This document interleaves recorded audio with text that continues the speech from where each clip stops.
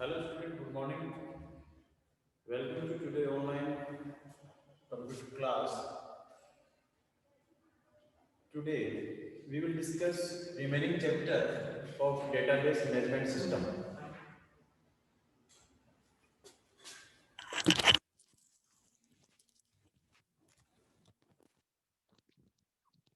तो student, today we will discuss remaining chapter of database management system. इससे पहले हमने जो पढ़ा था ER डायग्राम, जो मॉडल्स पढ़े थे कल, उसके जो शेप थी ER डायग्राम के लिए, जो रिप्रेजेंटेशन के लिए जो शेप थी वो हमने डिस्कस की थी। उसमें हमने एंटिटी क्या है, तो एंटिटी क्या है कि entity is a object of real world, यानी जो वास्तविक संसार का एक ऑब्जेक्ट है उसको हम एंटिटी कहते हैं। और एंटिटी की जो रिप्रेजेंट करता है कैरेक्टरिस्टिक्स, उसको हम बोलते हैं एट्रीब्यूट। तो एट्रीब्यूट को हमने इक्लिप्स के लिए, इक्लिप्स से हम उसको रिप्रेजेंट करते हैं। और जो आपका एंटिटी है उसके लिए रेक्टेंगल, वीक एंटिटी है, रिलेशनशिप है, लाइंस हैं, और जो एट्रीब्यूट्स होते हैं वो भी अलग अलग हमने डिस्कस किए थे कल। जो सिंपल एट्रीब्यूट है, मल्टी वैल्यूड एट्रीब्यूट है, कंपोजिट एट्रीब्यूट है, ये सब हमने डिस्कस कर लिए थे कल। आज हम पढ़ेंगे रिलेशनशिप। तो रिलेशनशिप में सबसे पहले बात करते हैं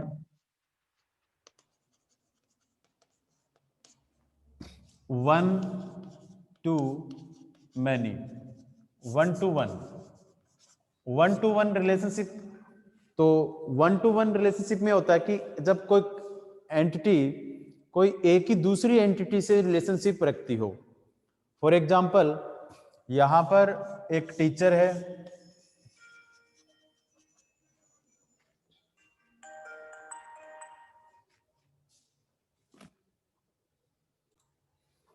तो यहाँ पे वन टू वन रिलेशनशिप में एज की टीचर है, उसका जो रिलेशन होता है वो एक पर्टिकुलर सब्जेक्ट के साथ में होता है। जैसे अकाउंट्स का टीचर है, वो अकाउंट्स ही पढ़ाएगा, वो मैथ नहीं पढ़ा सकता। कंप्यूटर तो कंप्यूटर ही पढ़ा सकता है। तो एक टीचर और उसका जो रिलेशन होता है सब्जेक्ट, उसका जो खुद का सब्जेक्ट है उसके साथ ही हो सकता है। ठीक है, तो ये जो डायग्राम है ये किसको रिप्रेजेंट कर रहा है? वन टू वन रिलेशनशिप को।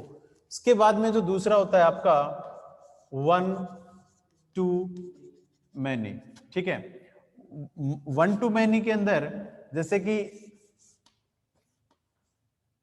एक का रिलेशन कई की तरफ, तो यहां पर एक क्लास और स्टूडेंट हो सकता है। जैसे यहां पे क्लास है और दूसरी साइड हम बात करते हैं स्टूडेंट्स की, तो एक क्लास का संबंध कई स्टूडेंट के साथ में हो सकता है। तो ये एग्जांपल है वन टू मैनी रिलेशनशिप का। एक है मैनी टू वन, तो आप इसी का जो एग्जांपल है क्लास टू स्टूडेंट है तो स्टूडेंट टू क्लास का यूज कर सकते हैं। और एक जो रिलेशनशिप होता है वो मैनी टू मैनी। अब मैनी टू मैनी में सब्जेक्ट हो सकते हैं एक तरफ, और एक तरफ हो सकते हैं स्टूडेंट। अब एक स्टूडेंट के कई सब्जेक्ट हो सकते हैं, और जो सब्जेक्ट होता है वो कई स्टूडेंट के हो सकता है। ठीक है, तो ये जो रिलेशनशिप है ये भी पूछ लेते हैं कई बार। तो इनका चारों का आपको जो रिलेशनशिप है उनको ध्यान में रखना है। नेक्स्ट है अपना, हम पढ़ रहे थे कल जो कांस्टेंट, बाधाएं, वो क्या होती हैं वो उनके बारे में डिस्कस कर लेते हैं।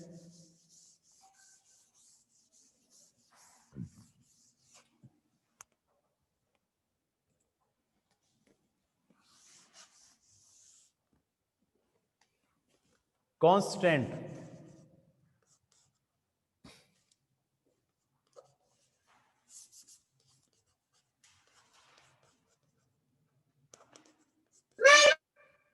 कांस्टेंट्स क्या होता है? द कांस्टेंट्स को कांस्टेंट, कांस्टेंट मतलब होता है प्रतिबंध, बाधाएं। तो इनका यूज हम कैसे करते हैं और क्या इनके यूजेस हैं। तो कॉन्स्टेंट्स जो होते हैं ये एक इम्पोर्टेंट है अपने बोर्ड एग्जाम के लिए। यहाँ पे आपको हम 3 कांस्टेंट बताऊंगा, जो तीनों कांस्टेंट क्या इनके यूजेस हैं। तो सबसे पहले बात करते हैं कि कांस्टेंट का यूज क्यों किया जाता है। तो मैं एक टेबल का एग्जांपल देता हूं। यहाँ पर मान लीजिए एक स्टूडेंट नाम की एक टेबल है और यहाँ पे उस स्टूडेंट के कुछ रिकॉर्ड हमने लिखे हुए हैं, जैसे रोल नंबर, नेम और यहाँ पे मार्क्स। अब यहाँ पे 1 2 3 1 नेम है ABCB 10 10 10 और 12, ठीक है। तो यहाँ पे कुछ रिकॉर्ड मैंने लिखे हैं। तो यहां आप देख सकते हैं कि नेम सेम हो सकता है, मार्क्स सेम हो सकते हैं, बट रोल नंबर है वो सेम नहीं हो सकते। तो हम क्या करते हैं, अगर हमें कुछ कंप्यूटर ऑपरेट करने के लिए दिया जाए और ये बोला जाए कि रिकॉर्ड आपको इंसर्ट करना है, तो ह्यूमन बीइंग है, मिस्टेक हो सकती है। तो हम जैसे ही रोल नंबर लिखेंगे तो एक रोल नंबर जो पहले से लिखा हुआ है वो भी हम वापस क्या कर सकते हैं, लिख सकते हैं। क्यों, मिस्टेक से लिख सकते हैं। बट अगर हम इस रोल नंबर पर, यहां पे प्रॉब्लम यही है कि रोल नंबर रिपीट हो रहा है, तो अगर हमें इस रोल नंबर पर हमें कुछ प्रतिबंध लगा दें, कुछ कांस्टेंट का यूज कर लें, जिससे इसके ऊपर कुछ कंडीशंस अप्लाई कर देंगे और कंडीशंस अप्लाई करने के बाद में वो हमें कांस्टेंट यानी कि बाध्य कर देगा कि आप ये काम नहीं कर सकते हो। तो जैसे इस रोल नंबर को मैं यहां पर एक कांस्टेंट का यूज करता हूं, प्राइमरी की। तो इस रोल नंबर के ऊपर मैं लगा देता हूं प्राइमरी की, प्राइमरी की, ठीक है। अब ये जो कांस्टेंट है इस रोल नंबर पे क्या अप्लाई हो गया, प्राइमरी की। और प्राइमरी की जब किसी एट्रीब्यूट पर, तो ध्यान देना ये स्टूडेंट क्या है, ये एक एंटिटी है और ये सारे रोल नंबर, नेम है, मार्क्स है, ये सारे क्या हैं, एट्रीब्यूट। तो ये जो एट्रीब्यूट है, जो रोल नंबर है, यानी कि एक एट्रीब्यूट है, इस रोल नंबर पे हमने क्या कर दिया, प्राइमरी की का अप्लाई कर दिया। और जब प्राइमरी की को हम अप्लाई कर देते हैं तो इट मींस, इसका मीन क्या है, प्राइमरी की ये कहता है कि इसके अंदर जो भी वैल्यू आप लिखेंगे वो यूनिक होनी चाहिए, है ना। तो जैसे ही हम रिपीटिशन यानी कि कोई दूसरी सेम वैल्यू हम इसमें इनपुट करेंगे, तो ये जो कंडीशंस हमने अप्लाई की है ये हमें क्या करेगा, रोक देगा वहीं पर, और एरर आ जाएगी कि दैट डज नॉट एग्जिस्ट, यानी कि जो आप क्या करते हो, duplicate, you can duplicate number inter, तो यू कैन नॉट एग्जिस्ट, मतलब जो पहले से मौजूद डेटा है उसको आप दोबारा नहीं कर सकते हो, ऐसा कुछ एरर आपके सामने आ जाएगा। तो वो जो भी एरर हम उसमें मैसेज डालेंगे वो मैसेज अपने सामने रिप्रेजेंट हो जाएगा, तो ये एरर दे देगा, ठीक है। तो कोई एट्रीब्यूट, इस एट्रीब्यूट पर हम जैसे ये प्राइमरी की करेंगे तो इसमें आप यूनिक नंबर ही इंसर्ट कर सकते हैं, डुप्लीकेट वैल्यू इंसर्ट नहीं कर सकते हैं। इसके साथ में हम यहाँ पर जो भी वैल्यू होगी उन वैल्यू को हम क्या करेंगे, उन वैल्यू को ब्लैंक नहीं छोड़ सकते हैं। जैसे कि मैंने यहाँ पे 3 को खाली छोड़ दिया, तो ये कंडीशन भी प्राइमरी के क्या करेगी, यहाँ पे रोक देगी कि आप यहाँ पे ब्लैंक नहीं छोड़ सकते हो, तो मेरे को यहाँ पे डेटा लिखना ही पड़ेगा और डुप्लीकेट भी नहीं होगा। इससे ये होगा आपके जो जो जितने भी आपके रोल नंबर हैं वो सारे यूनिक होंगे, और जो और सारी इंफॉर्मेशन है इस प्राइमरी की पर डिपेंड होगी। जैसे आपको मैं पूछूं कि ये बताओ कि बी के कितने नंबर आए, तो यहाँ पे बी के आप 10 भी बता सकते हो और बी के 12 भी बता सकते हो, है ना, क्योंकि 2 बार बी आ रहा है। बट ये आपकी सही इंफॉर्मेशन जो हमने ली, तो ये अपने जो आपने इसको वापस रिट्राइवल किया है तो वो गलत रिट्राइवल हुआ है, क्योंकि बी तो 10 भी है, बी 12 भी है, ठीक है। तो ऐसे आप इंफॉर्मेशन नहीं प्राप्त कर सकते ना, इसलिए हमें ये है कि आप रोल नंबर 2 के कितने आए हैं तो आप ये इंफॉर्मेशन एग्जैक्ट आंसर दे सकते हो, ठीक है। तो इसलिए हमें यहाँ पे कांस्टेंट का यूज करना पड़ता है। तो सबसे पहले हमने बात की प्राइमरी की। दूसरा कांस्टेंट होता है इसमें कंपोजिट की। दूसरी की कौन सी होती है, कंपोजिट की। अब देखिए कंपोजिट की क्या होती है, प्राइमरी की तो एक एट्रीब्यूट पर यूज की जाती है। तो कई बार क्या होता है, आपके पास ऐसी कंडीशंस होती हैं, ऐसी टेबल होती है, उनके अंदर रोल नंबर जैसा कोई कॉलम नहीं होता है, ठीक है। तो हम क्या करेंगे, जैसे यहां पर दूसरी एक टेबल बनाता हूं, इसके अंदर लिखा हमने नेम और ये लिखा डेट ऑफ बर्थ और मार्क्स। अब नेम है ए बी सी और बी, डेट ऑफ बर्थ है 1/1/2000, 1/2/11/2000 और 2/2/202 और 2/3, जो भी कोई भी नंबर लिख लेंगे, ठीक है, 10 10 11 11, ठीक है, ये नंबर है। अब यहां पर आपको प्राइमरी की यूज नहीं कर सकते हो। क्यों नहीं कर सकते हो?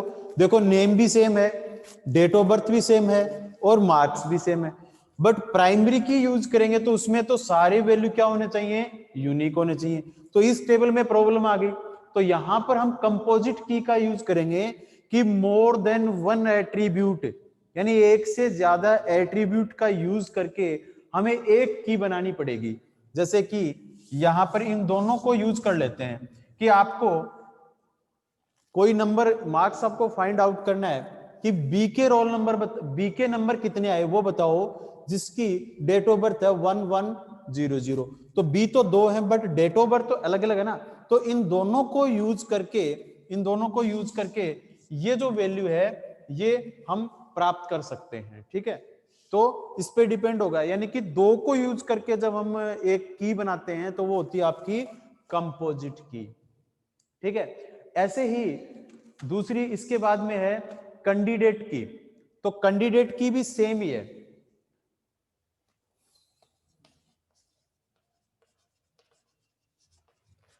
कैंडिडेट की, तो कैंडिडेट की क्या होती है स्टूडेंट, सेम ऐसे ही कंपोजिट की के जैसे ही हम कैंडिडेट की का भी यूज करते हैं, बट वहां पर आप 1 2 3 4 कितने भी कॉलम का यूज कर सकते हैं।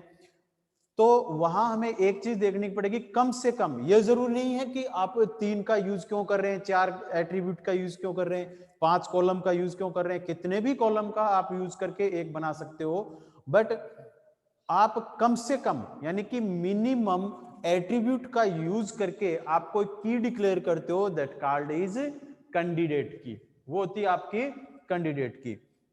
ये कुछ इंपॉर्टेंट की थी जो कि मैंने आपके सामने डिस्कस की। इसके बाद में हम बात करते हैं मैपिंग कोऑर्डिनलिटी कांस्टेंट। तो मैपिंग कोऑर्डिनलिटी कांस्टेंट में मैंने आपको 1 to 1, 1 to many, many to many, many to 1 इनके बारे में बता दिया था। अब हम बात करते हैं नॉर्मलाइजेशन की। अपना जो इंपॉर्टेंट टॉपिक है वो है normalisation.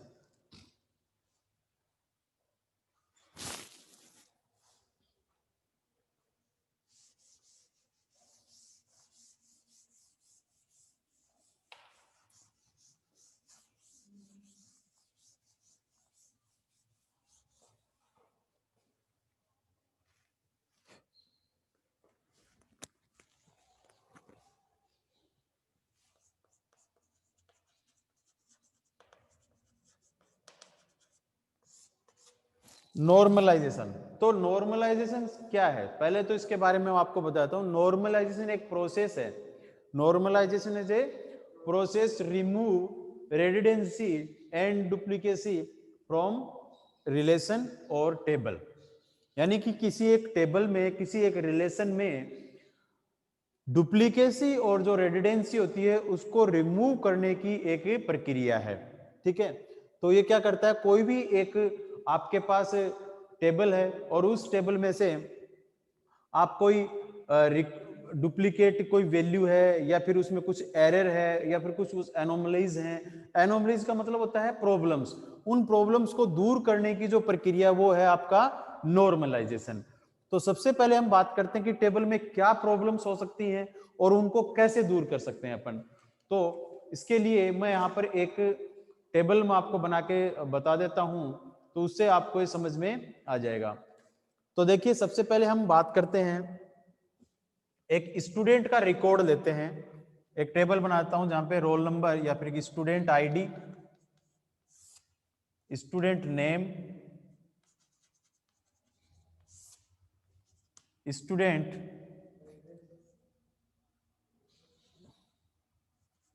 ID, student subject ID, क्या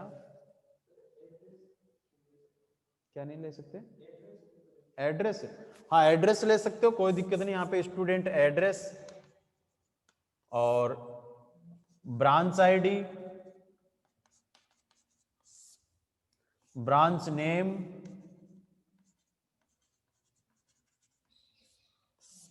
एचओडी नेम यानी क्लास टीचर, आप यहाँ पे एचओडी ले सकते हैं, एचओडी नेम, एचओडी में हेड ऑफ डिपार्टमेंट, जो डिपार्टमेंट का नेम है, एचओडी नेम या फिर एचओडी आईडी और एचओडी नेम और एचओडी फोन नंबर। ये एक टेबल है आपकी जिसमें खूब सारी इंफॉर्मेशन है। तो स्टार्ट करते हैं। मैं सबसे पहले एक यहाँ पर एक टपल लेता हूं, यानी कि ये सारी मैंने क्या लिखी है, एक टेबल लिखी है, एक टेबल बनाई है जिसका नाम है स्टूडेंट रिकॉर्ड। स्टूडेंट नाम से एक टेबल बनाइए। अब कोई भी एडमिशन जैसे 101 एक कोई भी एक आईडी हमने ली, उसका नाम है एबीसी और उसका एड्रेस है जेजेएन, ब्रांच आईडी उसकी सीएस यानी कंप्यूटर साइंस का स्टूडेंट है, ब्रांच नेम है कंप्यूटर साइंस और यहाँ पे एचओडी नेम लिखते हैं XYZ, सॉरी ये है एचओडी आईडी यानी कि 101 कोई भी एक आईडी लेते हैं, एचओडी नेम है XYZ और उसके फोन नंबर है 123। ठीक है, इस तरीके से हमने क्या कुछ एक रिकॉर्ड इंसर्ट किया है। दूसरा एक रिकॉर्ड लेते हैं 101 ABAC, ठीक है, BGR और ये जो है ब्रांच आईडी ये भी CS का ही है, सेम है डिटेल। ठीक है, नेक्स्ट 103 MNP और यहां पर आप लिखते हैं PL। अब दूसरी जो आईडी है, जैसे कि कोई भी एक हम रिकॉर्ड लेते हैं CS का, सेम इस तरीके से कुछ हमने रिकॉर्ड लिखे हैं। अब यहाँ पे प्रॉब्लम्स क्या आएंगी, तो हम बात करते हैं एनोमलीज की। जो प्रॉब्लम होती है उनको बोलते हैं एनोमलीज। तो क्या क्या इसमें एनोमलीज आएंगी, क्या क्या इसमें प्रॉब्लम्स आएंगी, वो मैं आपको डिस्कस करता हूं। तो एनोमलीज क्या होती हैं, प्रॉब्लम्स होती हैं जो रिकॉर्ड को इंसर्ट करते हैं, अपडेट करते हैं, इनमें करते टाइम जो प्रॉब्लम्स आती है उनको बोलते हैं एनोमलीज। अब ये जो एनोमलीज होती हैं देयर आर 3 टाइप्स। तो सबसे पहले बात करते हैं कितने प्रकार की प्रॉब्लम आ सकती हैं। पहली आ सकती है इंसर्शन, दूसरी आ सकती है डिलीशन, तीसरी आ सकती है अपडेट, ठीक है, अपडेटेशन। ठीक है, अपडेट करने के लिए यहां पर, डिलीट करने के लिए, इंसर्ट करने के लिए, ये 3 प्रकार की प्रॉब्लम आपके सामने आ सकती हैं। देखो सबसे पहले प्रॉब्लम क्या आएगी कि हमने क्या किया है कि सारा डेटा एक ही टेबल में लिख दिया। तो सबसे पहले हम इंसर्ट करते हैं। हमने इंसर्ट किया तीसरा रिकॉर्ड, MNP एक स्टूडेंट है, पिलानी से है, कंप्यूटर साइंस है, फिर कंप्यूटर साइंस लिखा, यहाँ पे नंबर लिखे, फिर XYZ लिखा, 1 2 3 लिखा। ठीक है, तो देखो यहाँ पर क्या आ रही है, हमें एक जैसे एक न्यू स्टूडेंट आता है तो सारा रिकॉर्ड हमें लिखना पड़ रहा है। क्या करना पड़ रहा है, सारा रिकॉर्ड हमें बार बार में लिखना पड़ रहा है। अब देखो यहाँ पे प्रॉब्लम क्या आ रही है कि जो ये सेम रिकॉर्ड यहां से यहां तक, यहां तक आप देख रहे हैं और भी स्टूडेंट आएंगे तो ये रिकॉर्ड क्या हो रहा है, रिपीट हो रहा है, यानी same record repeat to again again. ठीक है, तो इस तरीके से हमारा टाइम वेस्ट हो रहा है, अपनी जो मेमोरी वो लॉस हो रही है। सेम रिकॉर्ड और एक ही टेबल में लिखने से वो क्या हो रहा है, रिपीट हो रहा है। That is insertion anomalies. ये क्या है, आपकी इंसर्शन की प्रॉब्लम है। ठीक है, नेक्स्ट बात करते हैं डिलीट की। मान लीजिए कि नेक्स्ट ये 11th 12th क्लास के स्टूडेंट का रिकॉर्ड है, नेक्स्ट ईयर जो 12th क्लास के जो स्टूडेंट होंगे वो चले जाएंगे, और जो अब 11th में वो 12th में आ जाएंगे। तो जैसे मैं यहाँ पे डिलीट करता हूँ जो स्टूडेंट्स है कि स्कूल का डेटाबेस है, अब स्कूल के सॉफ्टवेयर से ये सारे रिकॉर्ड 1 बाय 1 डिलीट कर देते हैं। मैंने MNP जो स्टूडेंट था इसको डिलीट किया, देन 102 को डिलीट किया, देन 101 को डिलीट किया। जो ये स्टूडेंट थे सबको मैंने क्या करना है, डिलीट करना है 1 बाय। तो जैसे मैं इस कॉलम को इस रो को डिलीट करूंगा 10, तो मेरा जो ओल्ड डेटा है मेरे को स्टूडेंट को डिलीट करना है, न कि ब्रांच को, क्योंकि कंप्यूटर तो मेरे को रखना ही है, टीचर को रखना है, बट स्टूडेंट ही तो जा रहा है, ठीक है। बट स्टूडेंट के जाने के साथ में ही मेरा जो ओवरऑल डेटा है, जो दूसरे जो रिकॉर्ड्स हैं वो भी साथ में डिलीट हो रहे हैं, क्योंकि वो तो एक ही साथ सारा डिलीट होगा ना, पूरी रो की रो डिलीट होगी, और पूरी रो डिलीट होगी तो इट मींस मेरा सारा problem, that is this is deletion anomalies. Next यहां पे लिखते हैं, जैसे यहां पे लिखा 10112 अपडेट। मान लीजिए कोई एक टीचर दूसरे टीचर को रिप्लेस करता है, एक स्कूल क्या करता है, एक टीचर जो कंप्यूटर टीचर है उसको हम क्या करते हैं, रिप्लेस करते हैं दूसरे टीचर के साथ में। तो अपडेट करेंगे डेटा को, जैसे मान लीजिए कोई XYZ नाम से कोई टीचर है, मेरे को यहाँ पे दूसरा टीचर लेके आना है, ठीक है। उसका टीचर का नाम है जे, आप कोई भी नाम ले सकते हैं, NMP कुछ भी। तो इस NMP यानी इस टीचर की जगह मेरे को करना है NMP, ठीक है। तो मेरी क्यूरी क्या होगी, मैं कैसे लिखूंगा यहां पे, अपडेट टेबल, अपडेट टेबल, ठीक है। अपडेट टेबल, टेबल का नाम क्या है, स्टूडेंट, अपडेट स्टूडेंट सेट, क्या सेट करना है, NM update, update HOD name equal NMP, ठीक है। सेट HOD नेम NMP, ठीक है। फिर नेक्स्ट यहां पे वेर HOD ID इक्वल 10112, ठीक है, 10112। अब यहां पर ये 101 किया, या फिर ये कह सकते हैं वेर SID, वेर इसकी जगह SID इक्वल 101। अब जैसे 101 की जगह आपने अपडेट किया तो कौन सा डेटा चेंज हो रहा है, ये वाला।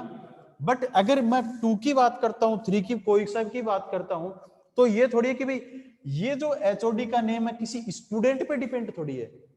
अब हो सकता है कि जो 2 है उसका जो ब्रांच है वो साइंस हो सकता है, किसी का कॉमर्स हो सकता है, तो आप स्टूडेंट को मानकर आप HOD को चेंज कर रहे हो, दैट नॉट पॉसिबल। अगर होगा भी तो मान लीजिए ये सारे डेटा चेंज हो जाएंगे, ये डेटा चेंज है MNP तो ये भी हो जाएगा, ये भी हो जाएगा।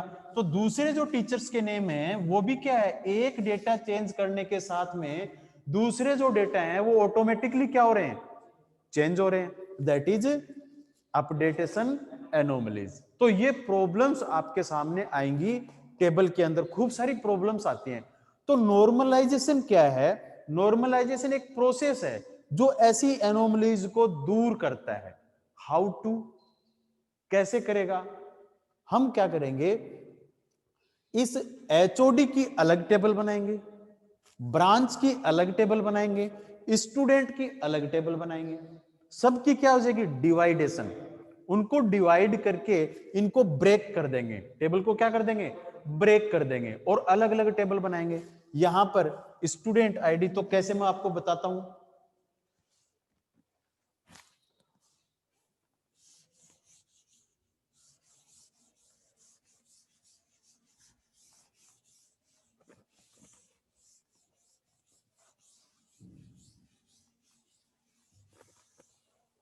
सबसे पहले हम स्टूडेंट की एक टेबल बनाएंगे जो कि अलग होगी, स्टूडेंट की टेबल, और इसमें रोल नंबर,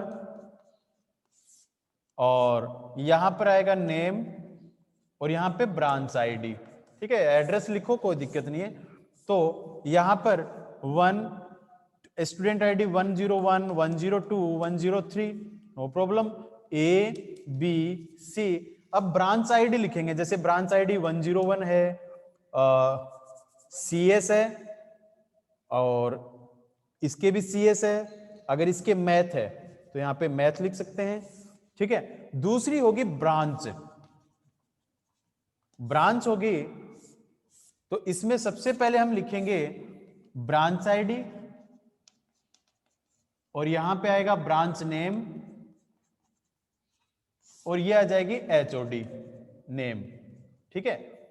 अब देखो ब्रांच आईडी क्या है, CS, ब्रांच नेम क्या है, कंप्यूटर साइंस, और HOD क्या है, XYZ, ठीक है। अब मैथ का है, अब देखो यहां पर ये देखिए कि तीनों जो रिकॉर्ड है, यहां पे ब्रांच आईडी इसमें भी है और ब्रांच आईडी इसमें भी है, दैट इज कैंडिडेट की, sorry candidate this is foreign की। आप इस टेबल की जो फर्स्ट की है और इस टेबल को की जो लास्ट की है, ठीक है, ये वाली की इस पे डिपेंड है, यानी कि किससे, ये दोनों के बीच में क्या कर रही है, रिलेशनशिप बना रही है। अब रिलेशनशिप बना रही है तो ये क्या हो गई, आपकी फॉरेन की। दूसरी कैंडिडेट, दूसरी टेबल की जो प्राइमरी की इस टेबल की क्या कहलाती है, फॉरेन की कहलाती है, इसकी फॉरेन की है ये, ठीक है, और इसकी प्राइमरी की है। ब्रांच आईडी के लिए, ब्रांच टेबल के लिए ब्रांच आईडी प्राइमरी की, स्टूडेंट के लिए ब्रांच आईडी फॉरेन की, ठीक है। तो देखो 101 है, उस स्टूडेंट का नाम A है, उसका कोड क्या है, CS। अब CS क्या करेगा, अब देखेगा भाई CS आईडी है, क्या नाम है, कंप्यूटर साइंस, HOD कौन है, XYZ। फिर C आएगा 103, 103 जो है उसकी जो है, अब ये जो रिकॉर्ड है ये एक ही बार लिखना पड़ रहा है ना, अलग अलग नहीं लिखना पड़ेगा, CS। अब देखो यहां पर जो आईडी है मैथमेटिक्स, और इसको पढ़ाने वाला है MNP, ठीक है, MNP। अब यहां पर देखिए कि जो थर्ड स्टूडेंट है वो क्या कर रहा है, उसका नाम क्या है, C, और वो क्या कोड है उसका, मैथ है। अब मैथ के सामने मैथमेटिक्स और उसको पढ़ाने वाला MNP। अब देखो उन एनोमलीज के बारे में बात करते हैं। सबसे पहले इंसर्ट, आप इंसर्ट कर सकते हैं, डिलीट कर सकते हैं। कौन सा डेटा डिलीट होगा, स्टूडेंट की टेबल से डिलीट होगा, तो आपकी जो इंसर्शन एनोमलीज थी वो यहां से रिमूव हो गई है, ठीक है। अपडेट करेंगे, आप यहां पे अपडेट कर सकते हैं, XYZ किसी एक ही कॉलम चेंज हो रहा है, ठीक है, और सारा रिकॉर्ड नहीं चेंज होगा। आप डिलीट करेंगे तो आप डिलीट भी कर सकते हैं, इंसर्ट भी कर सकते हैं। तो जो भी एनोमलीज थी वो हमने यहाँ पे सारी रिमूव कर दी। तो ये क्या थी आपकी नॉर्मलाइजेशन।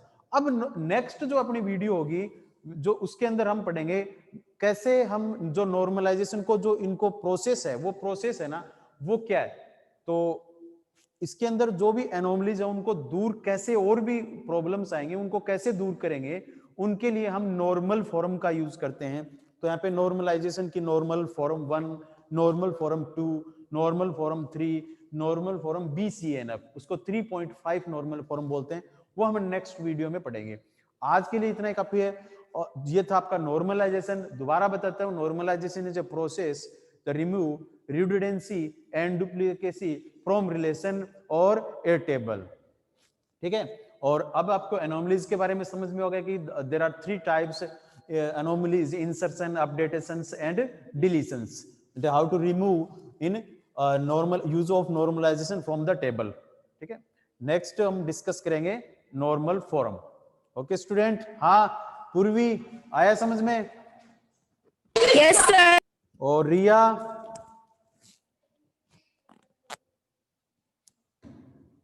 रिया